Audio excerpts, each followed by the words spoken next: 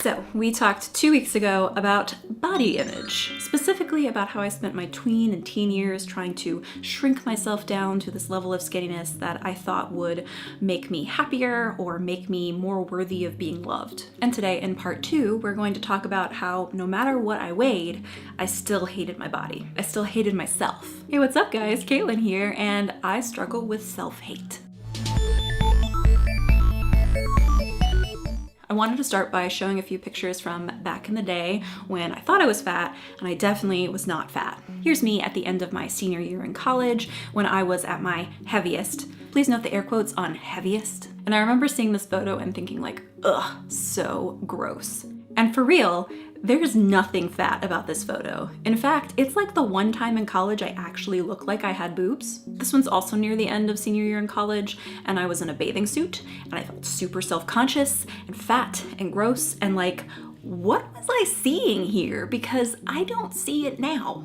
Or like here, where I was at my skinniest, and I remember looking at these photos and thinking like, oh, look at me. I'm finally the skinniest one of my friends.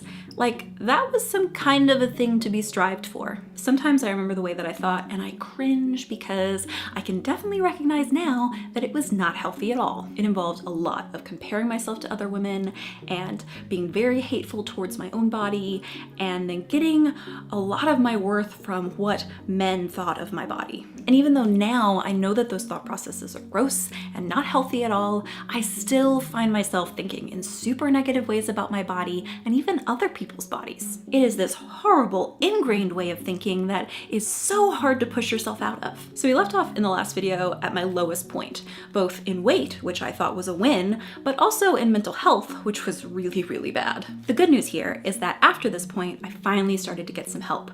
I started on an antidepressant and I started seeing a therapist. And because I was focused on trying to get better mentally, I didn't have as much time to focus on trying to be thinner. So it's 7 years later from that point now, and I am nowhere near as skinny as I was because 1, I think I finally kind of grew into my adult body, and 2, time and age and antidepressants and chronic illness and living kind of in a constant state of chaos throughout my entire adult life doesn't really make for creating good habits or having any sort of consistency in your life. All that together does not equal being a fab fit skinny girl. You know, making this video series is something that I wanted to do for a while because of the message, but something I've also feared because the internet is full of unsolicited advice. Like, I come here to talk about accepting my body for the way that it is because the kind of self-hate that I've experienced throughout my life doesn't help me in any way. It doesn't motivate me to go work out. It just makes me compare myself to others and even my past self.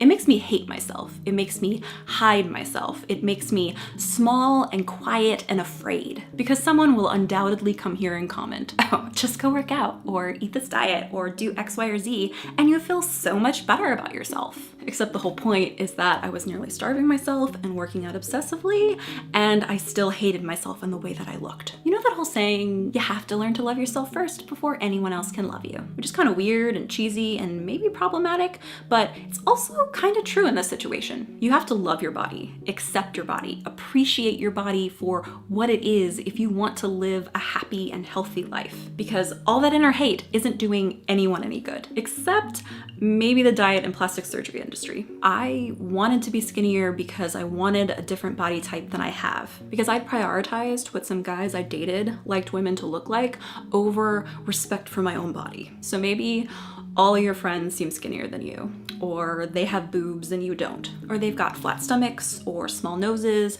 or muscular arms or something that you think is a more attractive feature, something that you don't have or you think is attainable if you were just a little more disciplined or were a little bit better of a person somehow. It is a lie, honey.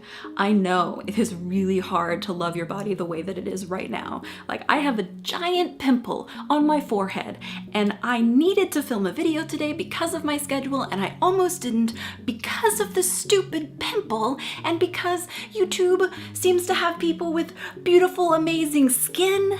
And I was like, I can't make a video about like beauty and self-image with an ugly pimple on my forehead. So as dumb and maybe inconsequential as that pimple seems to you, it was this huge thing to me.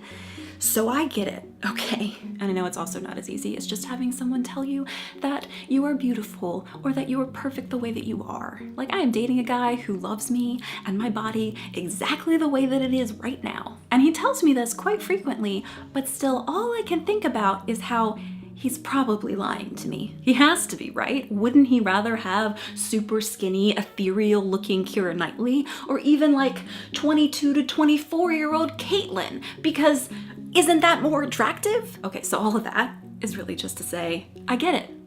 But I also get that hating yourself, hating your body, only hurts you. So you gotta stop. You gotta take steps to seeing your body as this amazing vessel that wakes you up every morning and gets you where you need to go. Usually, I say usually because chronic illness is no joke. You have to be patient and loving with it. Give it lots of water, give it an amount and kind of exercise that makes it feel good, give it foods that nourish and replenish it. Many times when we hate our bodies, we don't take care of them well because of that hate. And it's this kind of spiral downward of hating and mistreating. Look, I know a video probably isn't gonna completely change your mind or change the world. I accept that. I just hope that it gives you a little push to try to hate yourself a little less. Maybe to start journaling about your self-hate or to talk about it with a mentor or therapist. Yes, maybe. Can you go away from here with that intention at least? Cool, cool, cool. Awesome. You're awesome. Thank you for listening to me talk about this. I actually kind of feel slightly better now too. Bye guys. I'll see you next Thursday.